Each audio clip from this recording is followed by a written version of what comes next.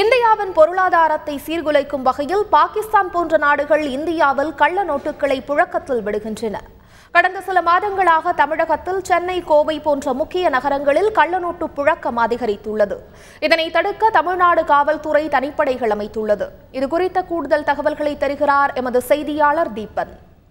தீபன், கள்ளநோட்டு கும்பலை பிடிக்க அமைக்கப்பட்டுள்ள தனிப்படைகள் பற்றி சொல்லுங்க. அதாவது பார்த்தீங்கன்னா, இந்த கள்ளநோட்டு விற்பனை சென்னையில் அதிக அளவில் விற்பனை ஆகி கொண்டு இருக்குன்னு சொல்லலாம். அது கடந்த 2-3 மாதங்களாக தொடர்ந்து இந்த கள்ளநோட்டு விற்பனை ஆகி கொண்டு இருக்கு.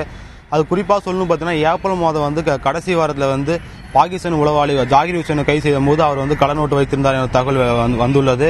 இதைத் தொடர்ந்து பார்த்தீங்கன்னா, கடந்த வாரம் செவ்வாய்க்கிழமை நள்ளிரவு எருக்கஞ்சேரி ரயில் நிலையத்தில் சாகுல் ராஃபிக் என இரு வாலிபர்கள் கள்ளநோட்டு விற்பனை செய்ய வந்தாங்க என கள்ளநோட்டு தடுப்பு பிரிவு போலீசார் கைது செஞ்சிருக்காங்க.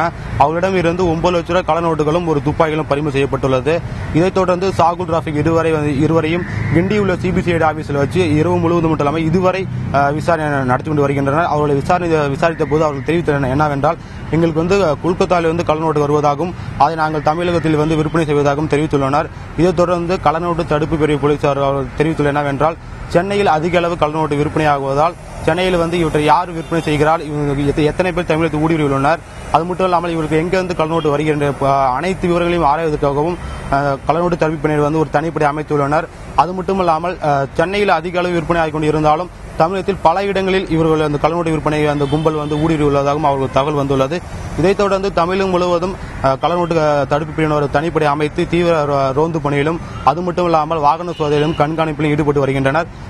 இதைத் தொடர்ந்து மேலும் சொல்ல வேண்டும் என பார்த்தீங்கன்னா, கள்ளநோட்டு தடுப்பு காவல்துறை தரப்பில் தெரிவிக்கப்படுவது என்னவென்றால், அவர்கள் இந்த கள்ளநோட்டு விற்பனை யார் செய்கிறார், அவருடைய கூட்டாளிகள் யார் அவருக்கு தலைவன் யார் என்ற அதிவிரைவில் கண்டுபிடித்து அவர்களுக்கு தண்டனை வாங்கி தருவதாகவும் தெரிவித்துள்ளனர்.